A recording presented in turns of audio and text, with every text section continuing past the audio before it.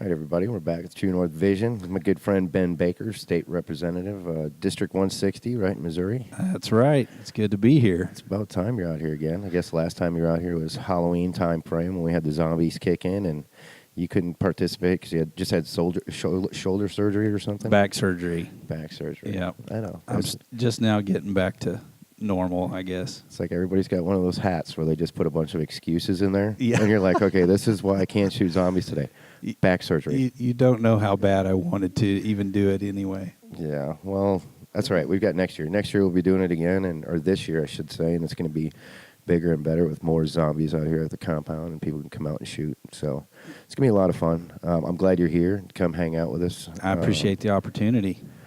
Because you've been lately in the news, you've been a little influential with certain things that you've had going on, and first off, for people that don't know Ben Baker, I want them to know Ben Baker and Sure. kind of where you stand on stuff. So the floor is kind of yours. Tell me about what you got going on the Hill right now up in Jeff City. Absolutely. Well, people that may not have heard of my background or anything, my background, a lot of it is in ministry. I taught at Ozark Bible Institute for 8 years, dean of students there for 7 years of those 8. I'm a fifth-generation minister, Wow. fourth-generation carpenter by trade. I have a small construction business.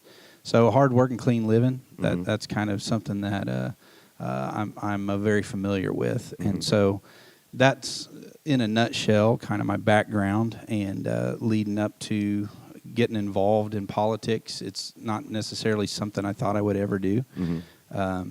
As a young person, even as really young, my family was always kind of involved with helping the right people get elected, and on the grassroots level, those kind of things. And so it was something that I was familiar with, growing up around that.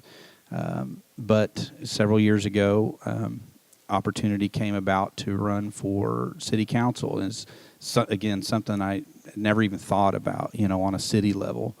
We had actually thought about and entertained the thought of running for state representative before that ever came along.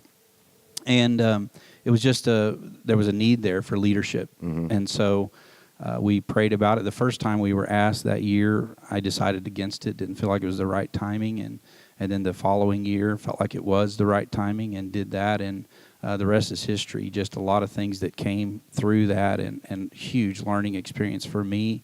But overall, just the ability to serve the people that my community, the people that live around me, and try to do some good things in my community was a huge win.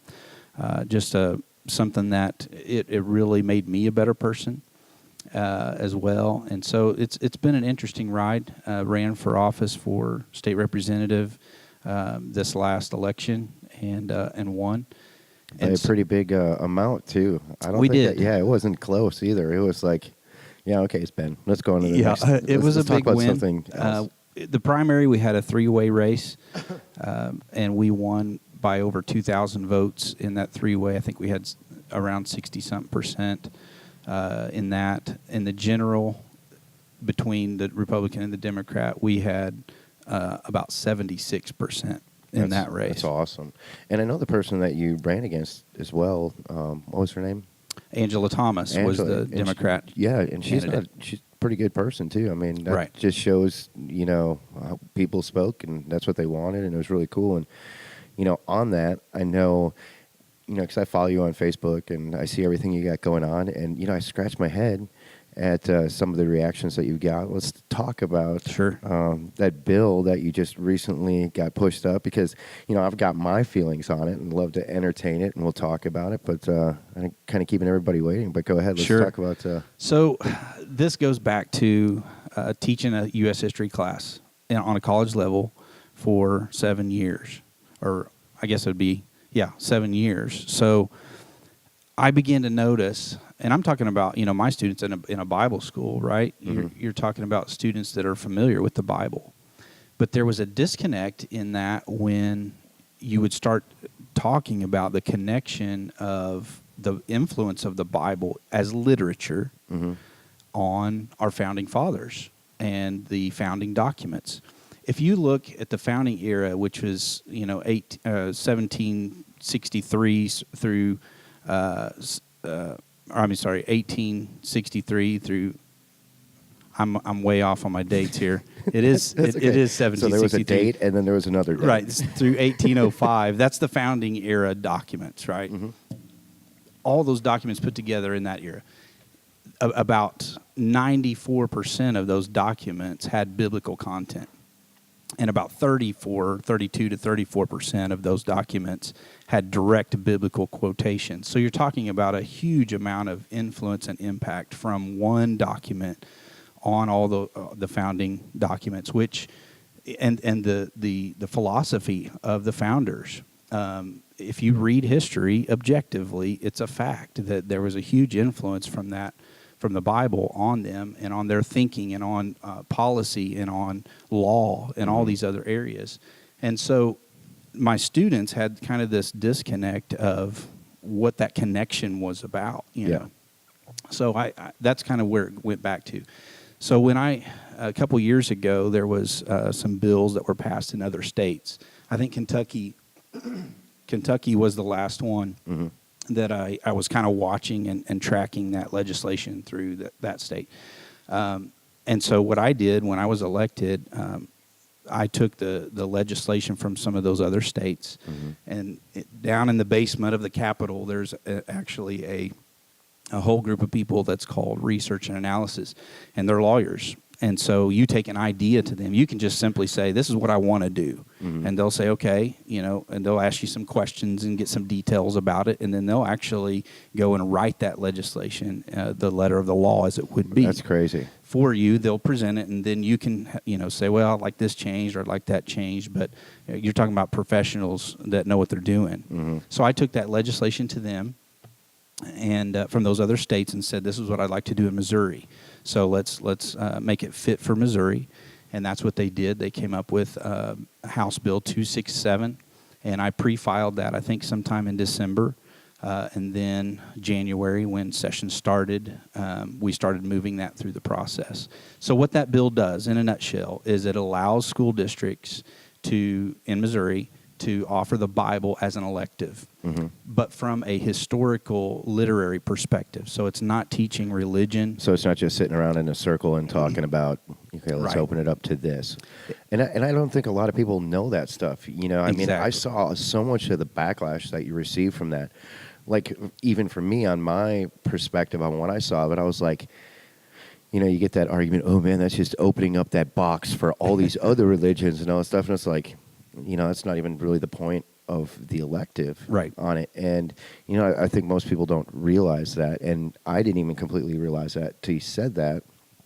But you are absolutely right when it comes to how much of an influence the Bible has had.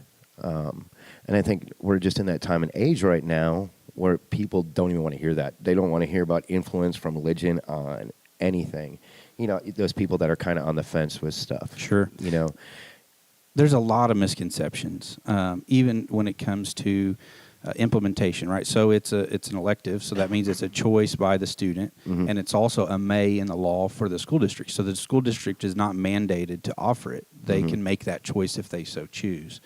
So again, see, even on that level, a lot of people don't understand that. On the other end of it, there's a lot of misconceptions about what is the separation of church and state. That's kind of an age-old argument. That was going to be the next question that I asked you, because that's something you see on there. They're like, oh, what about separation of church and state? And that's so people misinterpret that all the time. It's the number one response that I get. Oh, this is unconstitutional. You can't do that, you know. And that's not correct. The thing is, the separation of church and state goes back to a letter that was written by Jefferson to the Danbury Baptists. It's not in that language is not in the Constitution. We do have the First Amendment, which talks about the what we call the clause of the separation of church and state, or the Establishment Clause. So what that's talking about, and what I think Jefferson's original intention was, we don't want the government involved in religion, right? Anytime that's been tried in history, it didn't work out well. People died. Yeah, right? Lots of people have died. I agree completely with that.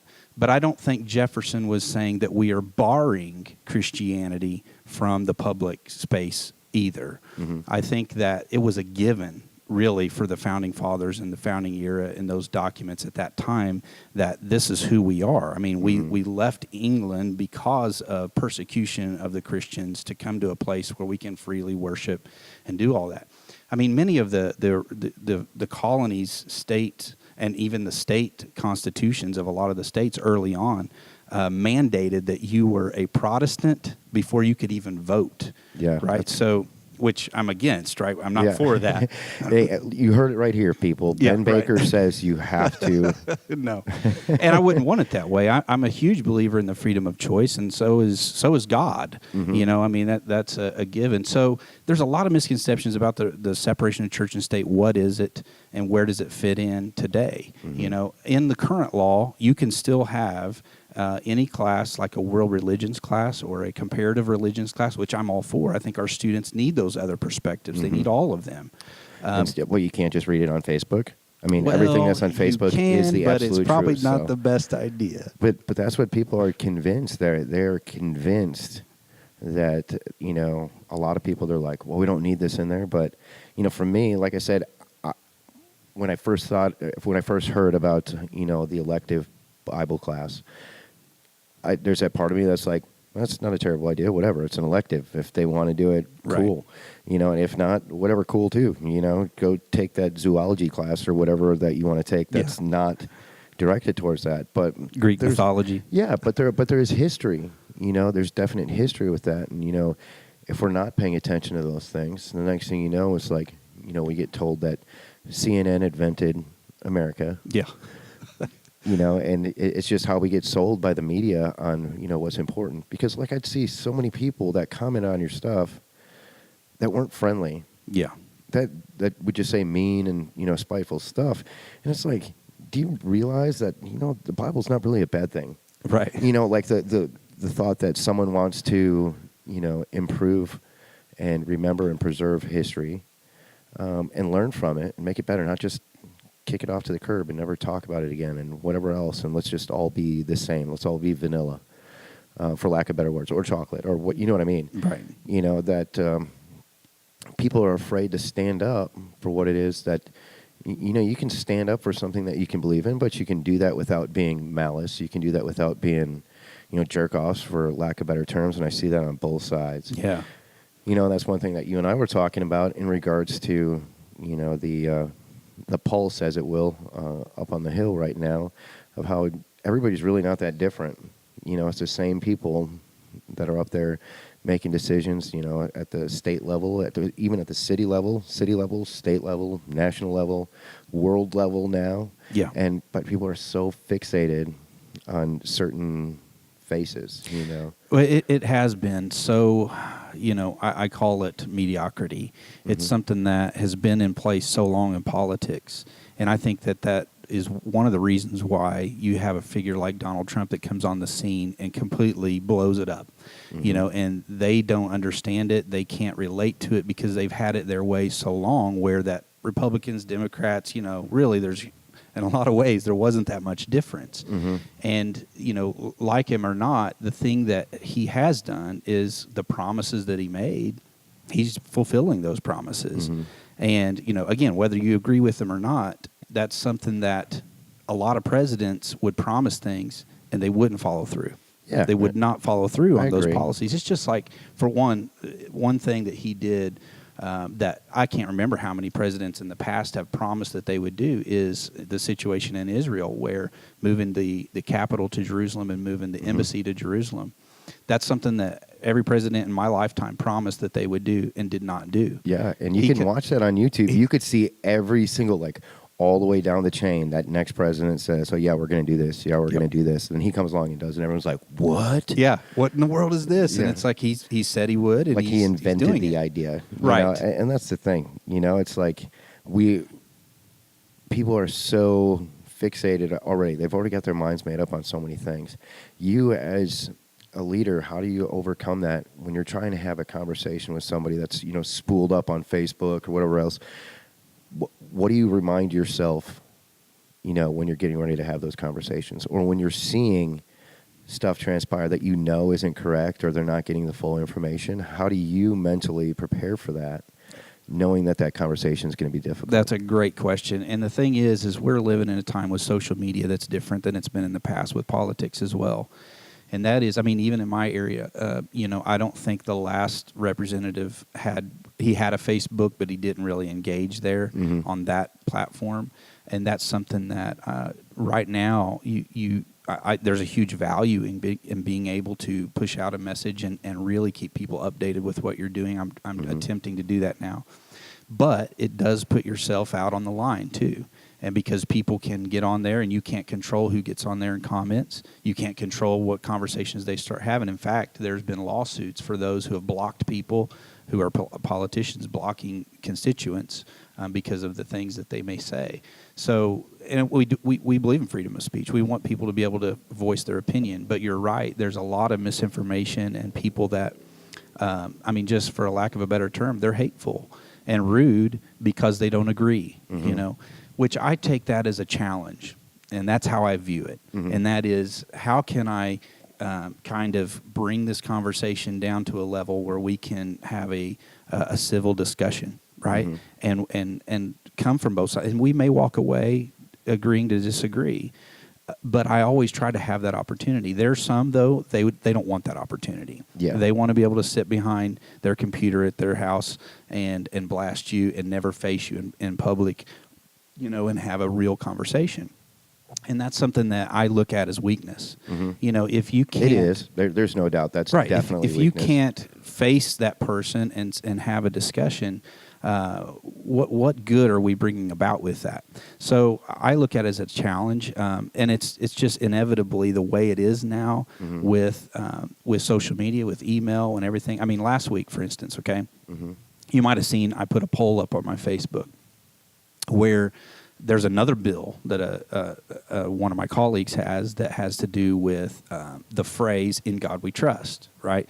I did so see that. I got 200 emails in 2 days from people. It was all cut and paste, same email from different people saying, don't do this. This is not representative of Missourians. That was the phrase that they used. This is not representative of Missourians. So I said, okay, I'm going to put a poll up on my Facebook and see what Missourians say about it. So I got over 500 replies in that poll, which is a pretty good number of people, and it's all public. People shared it. Anybody could vote in that poll, and it was 90% that said, this is our country's motto.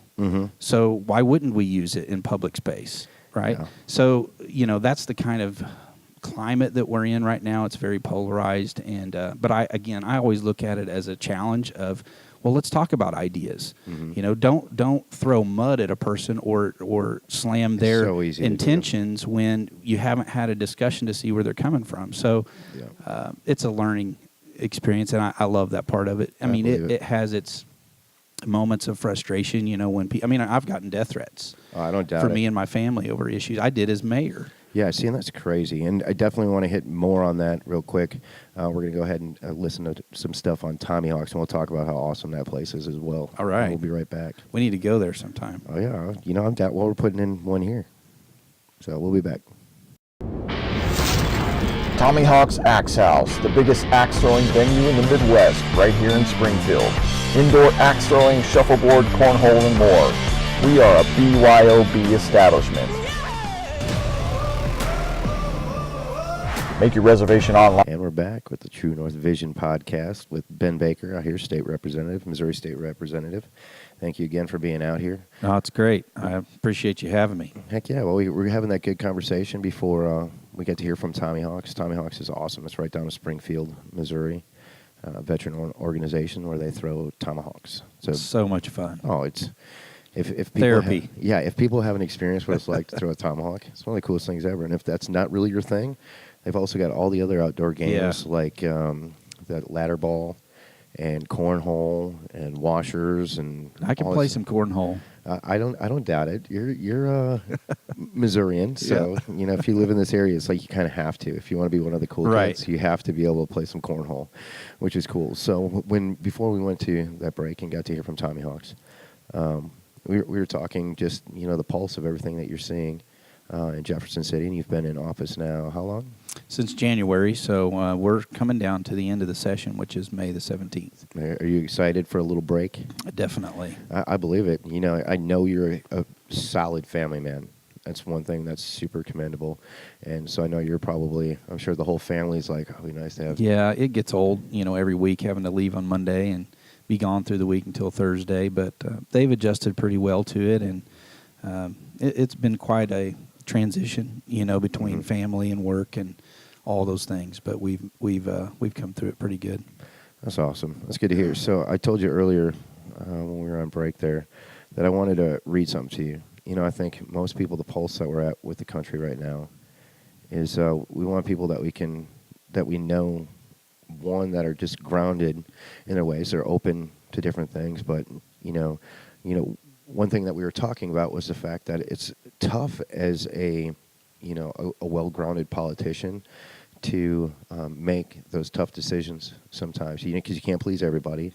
But you can stay true to yourself, and I think that's the biggest thing that people have to remember, is the fact that if that you're a real person, you're a real person behind making these decisions, and I know from the conversations we had, it weighs on you, and you come at it with an educated point of view, and you want to know everything about it. But I wanted to read to you. You said you'd never seen the movie The Kingdom, and so this movie is Jamie Foxx, and what it is, he's an FBI agent, and there's a bomb that goes off in Saudi Arabia, and an FBI guy is killed. And so Jamie Foxx says, well, I want to bring my team over there, and all the political red tape. No, we can't have more FBI guys on Saudi soil and all this other stuff. And the FBI director, who is played by Richard Jenkins, actually goes to bat for this team that wants to go, and goes to bat for the FBI. And this is stuff that you just don't see out of good leaders.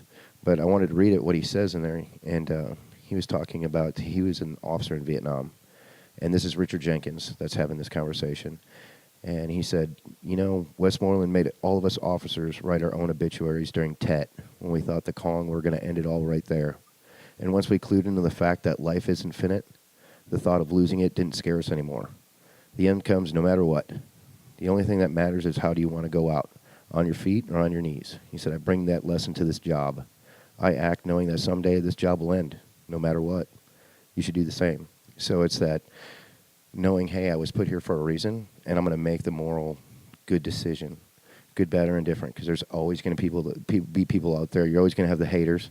Yeah. You're always going to have people messaging you on Facebook and sending you 200 emails, about their opinions and all that stuff. But it's your responsibility as a politician to be true to yourself and to be true to the job and realize it's not always going to be there. So I'm going to make the biggest impact I can, love it or leave it, and still be open to the idea of change and whatever else. But sure, I think about that. When nowadays when you see politicians, very self-serving, very agenda-driven, and blows my mind. How do you deal with that as a politician who does want to stay, with the moral compass and be able to make those tough decisions and, be passionate about your feelings? How do you adjust to that?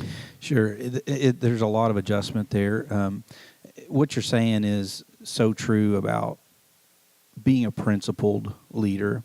And that, I think, it goes for a lot of different things, not just politics, but especially politics. And that is what I see in my short term there is, and I'm a big time observer. I'm a student of human nature, for the good and for the worse, right? And so, but what I see is a lot of people that get there and they've never really been truly grounded in who they are and what they believe. And that's a bad thing. To get into a situation where you're influencing public policy and you don't have that.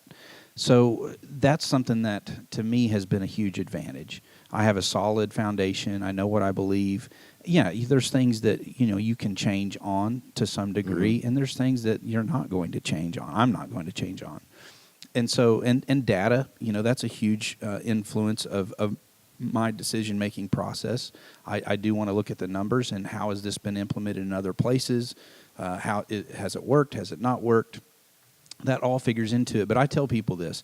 There's three things that I make my decisions by. Number one, I answer to God first. Because when this is all over, like you said, and it will be, Yeah. what's going to be really matter, that I made sure that I did what pleased Him. And so I'm not going to compromise those things. I'm going to answer to Him in the end. I don't take this job that seriously when it comes to understanding that, if I get voted out next term or whatever, it's not going to break my heart, because I've got other things that I can do in life. I took a huge pay cut to do this. It's not because of money. I can tell you that. I can promise you that. And it's something that your motivation should be huge in that, and what drives you. And my motivation is service, and that is I want to do the things and make the decisions that is going to be the best for the people, where that they succeed and they thrive, because I was influential in some way, shape, or form in making policy that helped them to thrive and to succeed. When it comes to business, when it comes to free market ideas, when it comes to lower taxes and less regulation, all those things, I think, figure into the livelihood of Missourians. And so when I leave office, that's going to be my litmus test of whether I accomplished anything or, really succeeded. And that is, did I make life better for Missourians? Did I make decisions that is going to benefit them and benefit our state? And so it helps me, because I really don't have to. There's a lot of time. There are issues that are really complex, that you really have to dig into to even wrap your mind around, and to understand. And I enjoy that part of it, that learning process. There are those kind of things, but really what it all comes down to is just, did I make the right decision, and can I live with it? And does that mean that we always make the perfect right decision? There's going to be times, whenever my term is up, that I look back and I'll probably wish I'd have done this different or did that different. That's part of it. That's part of that. Sometimes you make a decision and then you find out more information. Yeah. That's just the way it is. That's a tough one. It's moving so fast up there, too. And you see so many politicians that are so afraid to eat crow, that are so afraid to be like, hey, I messed this up. Like I didn't have all the information. I made that snap judgment, or I made this judgment based on the best information I was given. And then you're going to get that side that's like, oh, yeah, he's just turncoat or changes. Yeah. It's like, because we've had this conversation, unfortunately, most people are morons when it comes to doing research. Most people just are kind of clueless to. It's all emotional. Yeah, and so emotional. And I think that's one of the biggest things. If we separated emotion with a lot of these conversations that we had, and one thing that I always like to push, that I was telling you earlier, is the fact that people have got to realize that Ben Baker's a human. That another politician that's up there, whatever, more so than what people realize. Yeah, and people are just so quick to run their mouths on social media and say their thing, and I guess, like I think you've said it before, was if I'm getting feedback, it means I'm doing something right. I'm actually trying to do something, and we know we're not going to please everybody, but I do know what you've expressed and done for the veteran community, and how you feel about the whole the 2A thing and all that stuff is all reasons, why I do enjoy you being in the position that you're in, and it keeps getting better. And I know I said we'd have the conversation earlier about what your thought process was on the whole marijuana thing. I know that's been a big topic right now. It is. And with where you're at in your position, I kind of wanted to get some feedback, from you on, and it's all these gray areas. Like you said, there's always like so many different levels of stuff. So if I asked you a simple question like, are you for marijuana? That's like, it's a big, wide brush stroke. I leave that wide brush stroke so you could have everybody like, oh my gosh, did you hear him say this or do this? So I just want to know your opinion. I'm sure people want to know your opinion. Sure. I know I'm passionate about it because I've got a lot of veteran friends and guys that work for me that suffer from PTSD, and the effects that marijuana has had in helping them and getting them back to, in that healing process, that I wanted to know your opinion and pulse. Sure. Well, of course, coming from my background, being very conservative in those areas, and even coming from the side of, what I believe about the Bible and what I believe about human nature and all those things, that figures into my personal feeling about that.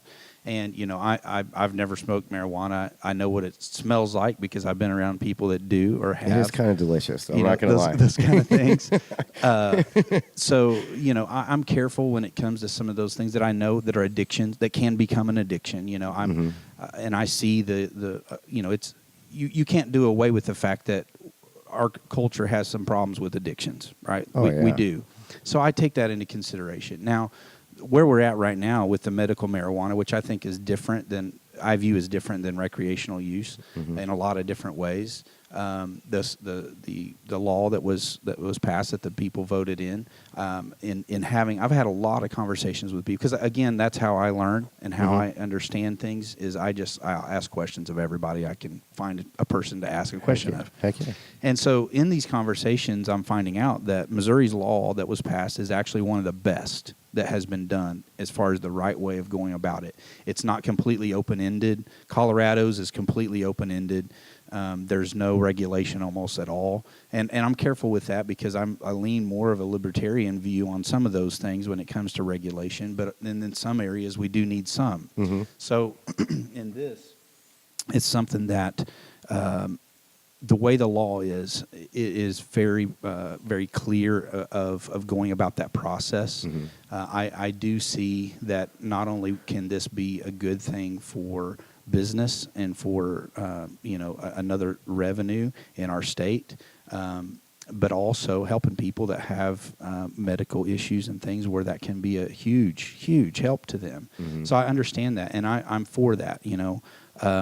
I do want to be careful in who does that and that process, make sure it's going about the right way. And a person that I talked to recently who is on the cutting edge of this, we were discussing earlier, in this area that's going to be growing it and going to be having dispensaries and all that with the medical marijuana.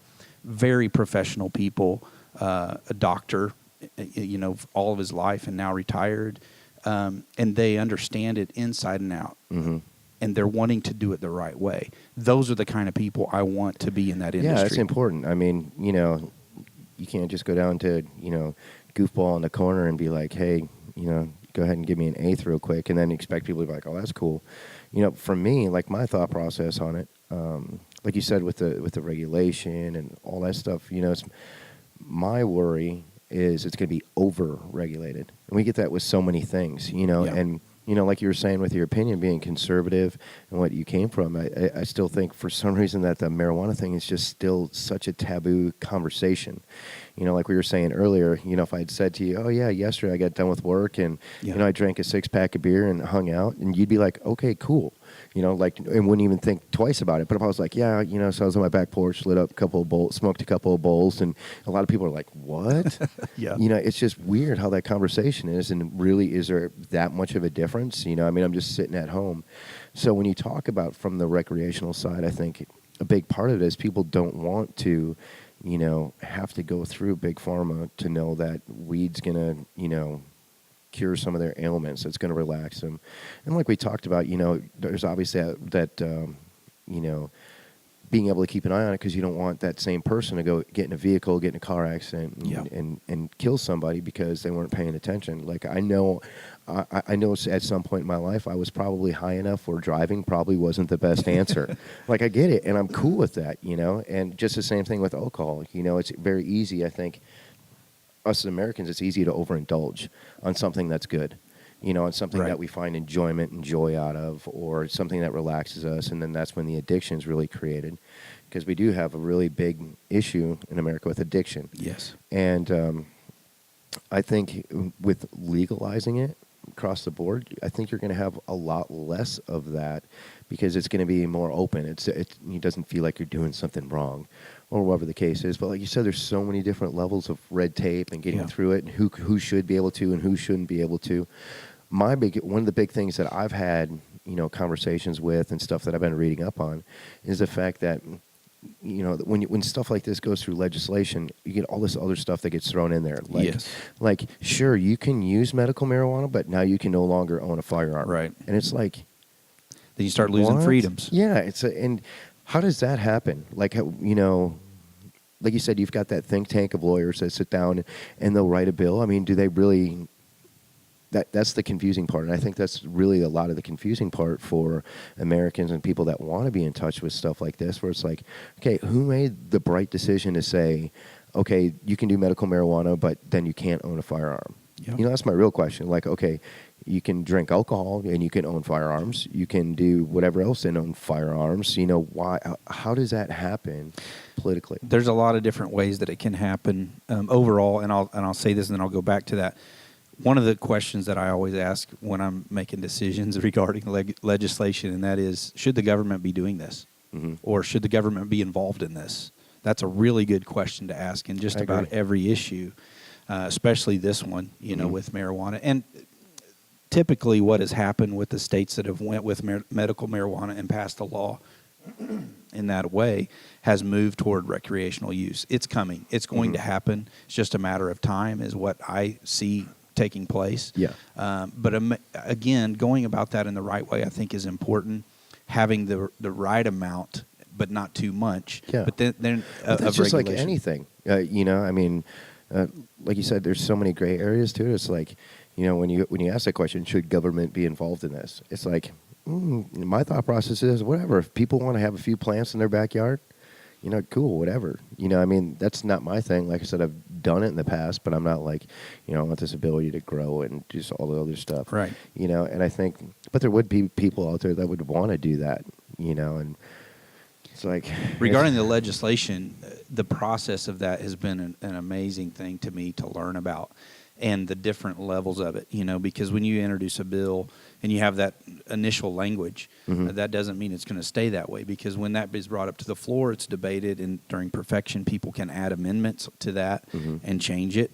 And then as it goes through the process, actually entire bills can get added to that one bill. You know, so you've got what they call it as a Christmas tree. You add all this stuff to it, and pretty soon it's so complex and so detailed in all these different areas that you can't even read it and understand it in enough time to make an informed decision. It's scary. Does that mean you guys need to start working year round? Well, And actually, that's you know, and you know, that's a conversation I'm sure people I have. don't It's know like, for my own sanity if that would be a good idea, but yeah.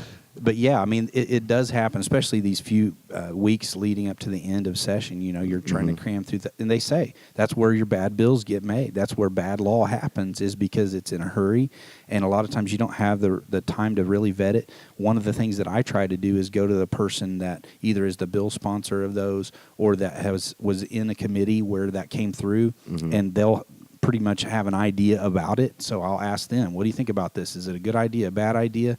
You know, what about this? And have a few questions regarding that, because it's almost impossible, you know, to vet it in that amount of time. So Awesome. Well, we'll get back to that more in a second. We're going to take a quick break here and hear from Compass Quest Veteran Services. I know you know those guys pretty well. So let's hear from those guys, and we'll be back.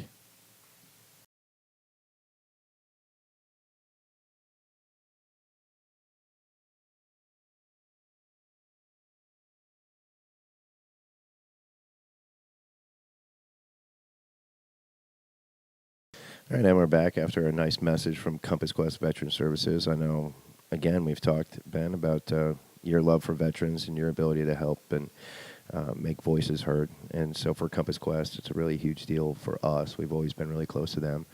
I'm not sure if you knew, but our new nonprofit is fixing to start out here, which is Brotherhood of Warriors.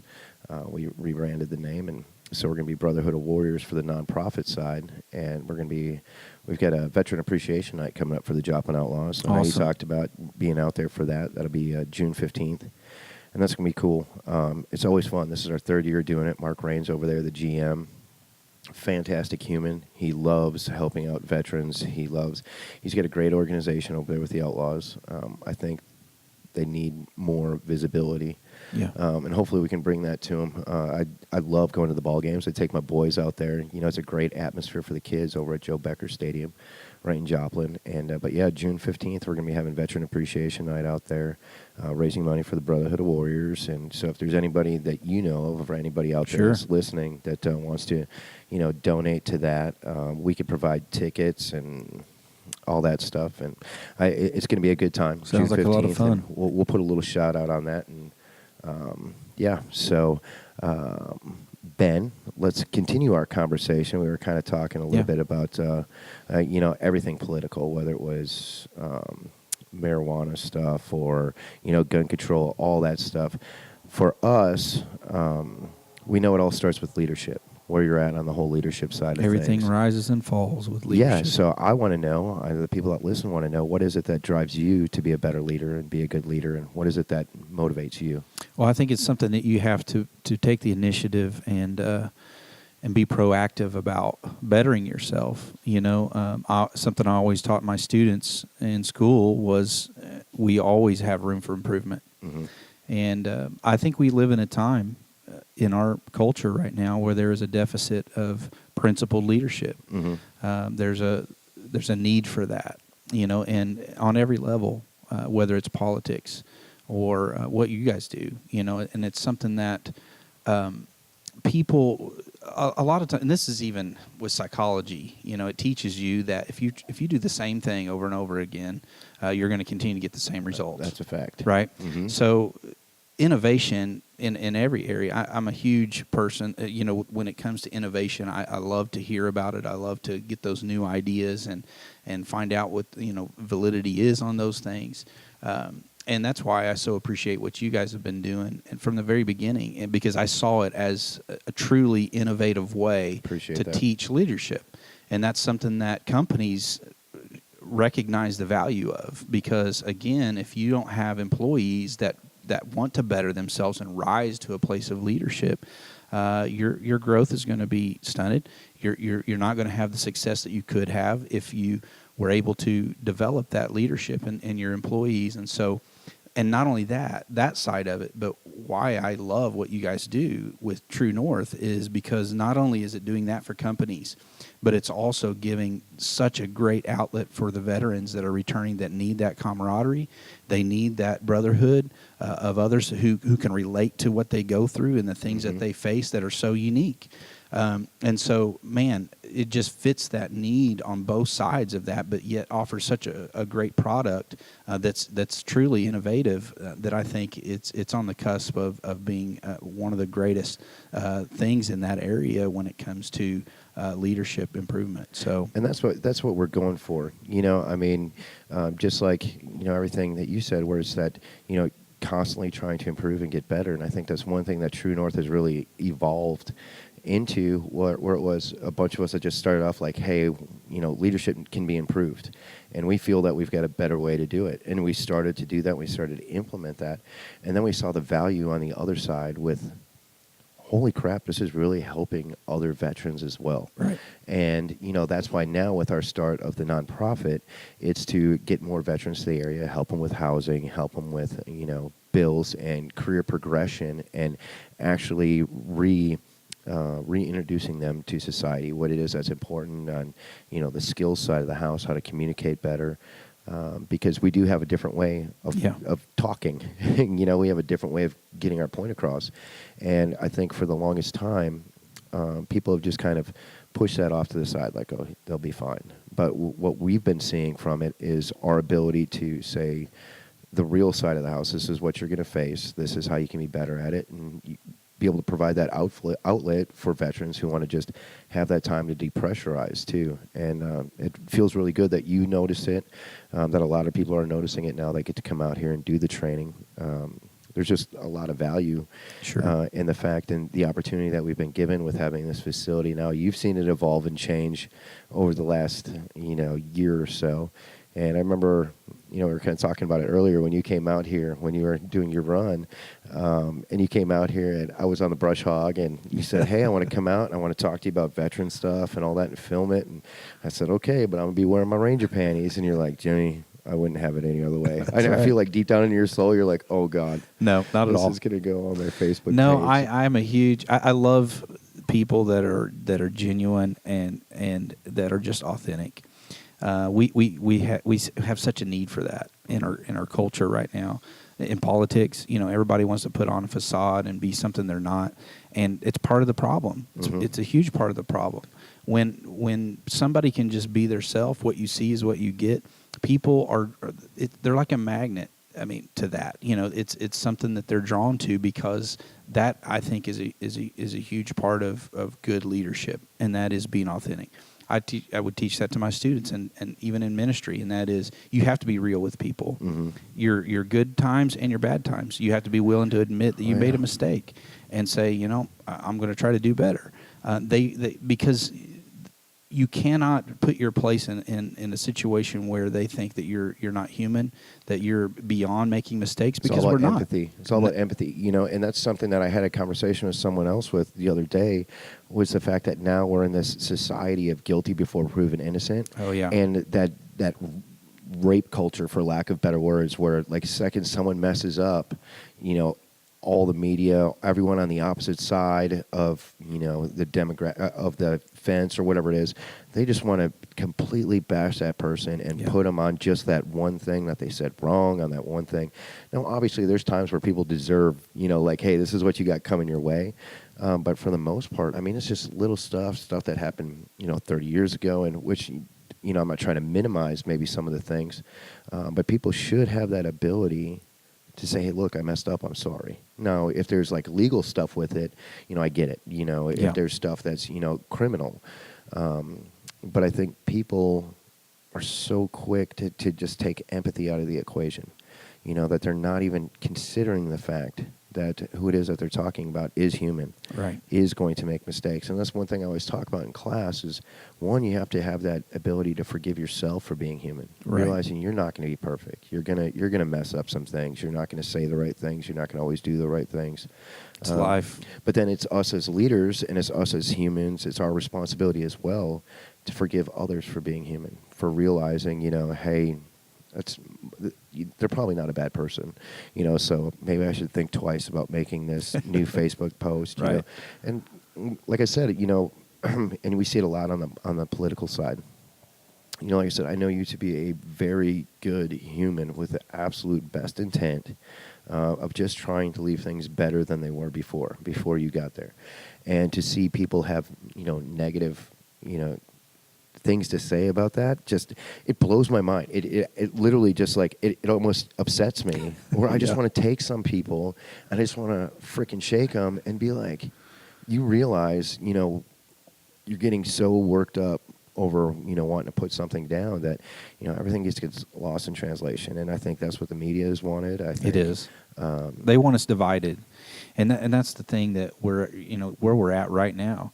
And that is, when you get a culture that's pitting one against the other, one group against the other, one ethnic group against the other, all these different things that they're who's trying pulling to these strings? That's you said you see it at the state level already, that you see how influence kind of takes over and how fast stuff spreads like wildfire. If there's something on the agenda, that's what's going to get talked about, and they're going to force it to us. Who are the people that are pulling?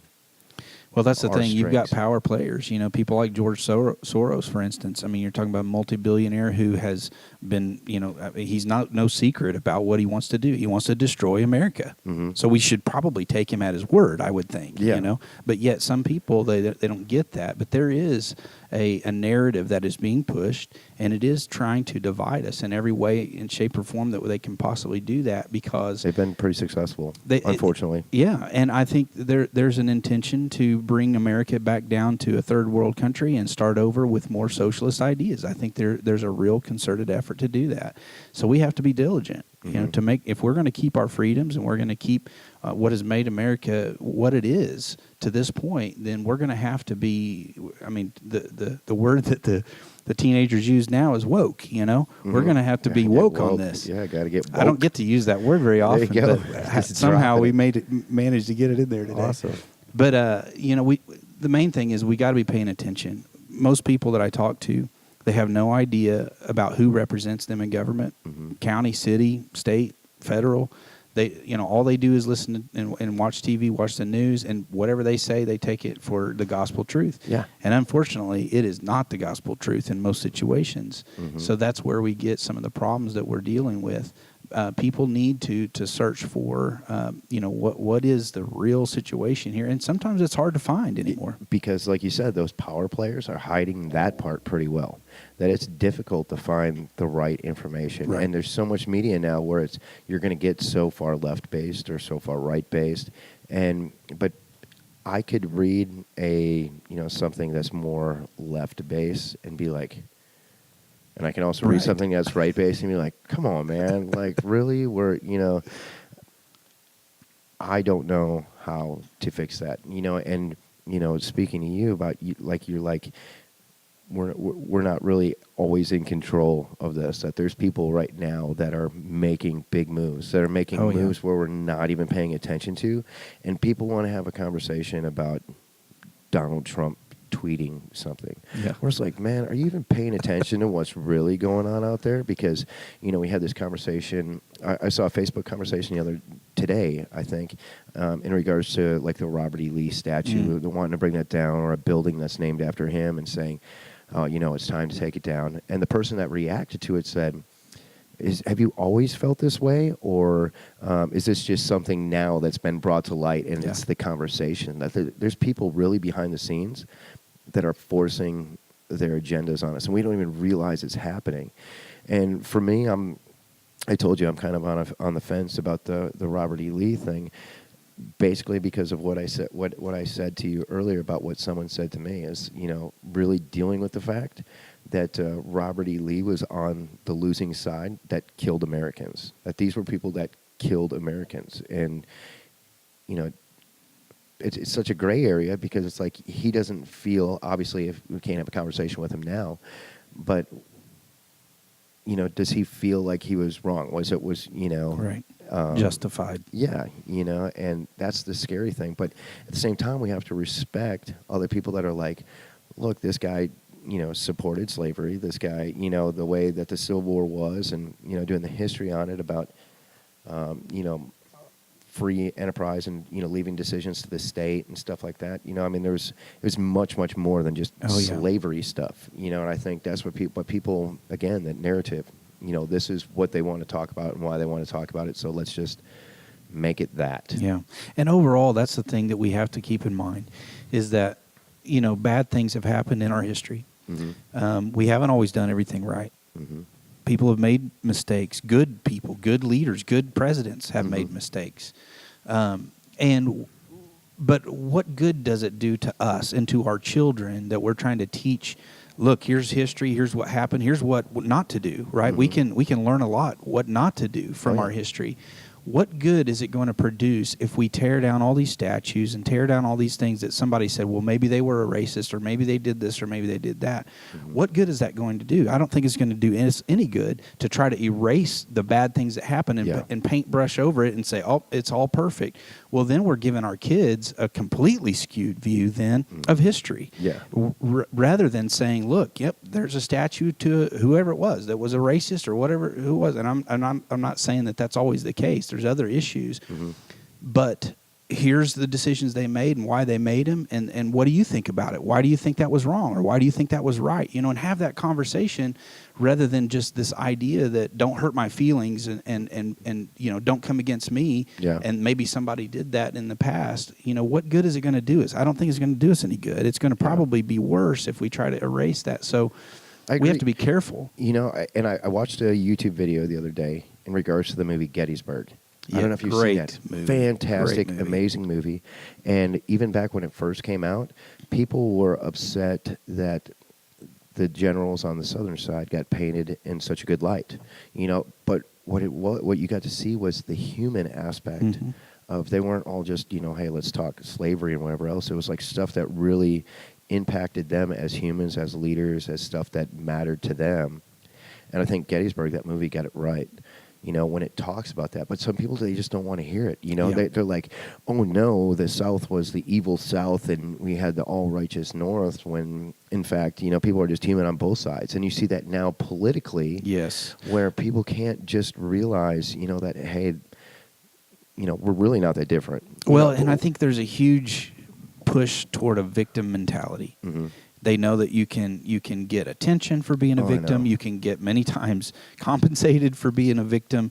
You know, all these different things, and there's a push to this idea of victimhood, that everybody wants to be a victim, and that is not what it makes things great. You know, you overcome things as a victim, and you get better, and you learn from that, and you become a better person from that. And so I think we have to be careful that we're not pushing that to the next generation, and that is, man, what you need to do is figure out a way that you can be a victim. Yeah, you know, that's where it's at. That is the conversation. Like, and you see it from top to bottom, that it's always somebody else's fault, and look how bad I've got it right now, and this is what affects me, and we should be focusing on that, when in fact we should be focusing on, okay, so how do we make it better? What is it that's, you know, really important? Like, really, are you really hurt right now and going to cry yourself to sleep because so-and-so said this?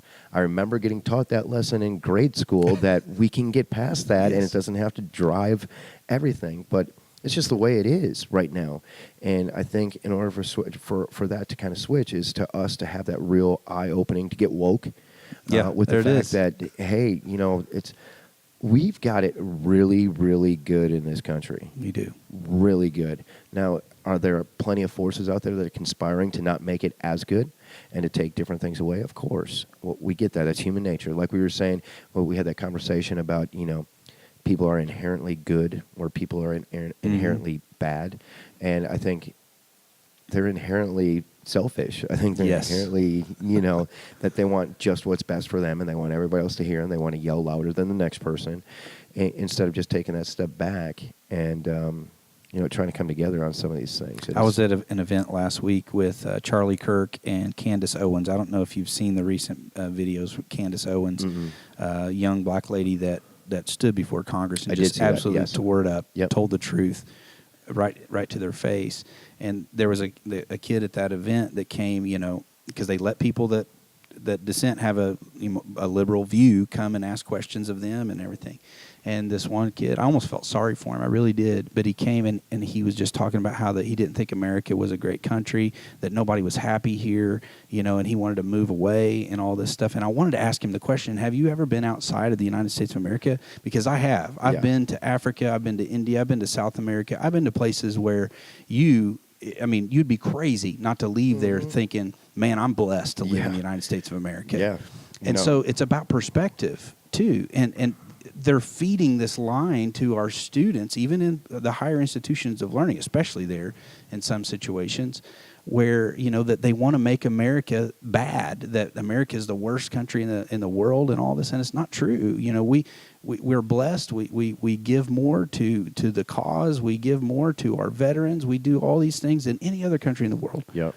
So we've got to keep things in perspective. I agree. You know, Ben, it's been awesome having you out here. I definitely want to have you back again so we can, you know, talk more and dive more into this, especially as, you know, as your career progresses on the civil service side, because I think it's awesome. I think it's good what you're doing. I love the fact that you're ready for open dialogue to have conversation on this stuff. So be sure and subscribe and like our page here, the True North Vision podcast, and, you know, tune in every single week, and it's good. So I appreciate you. Thanks for coming on out. Thanks for having me. Awesome.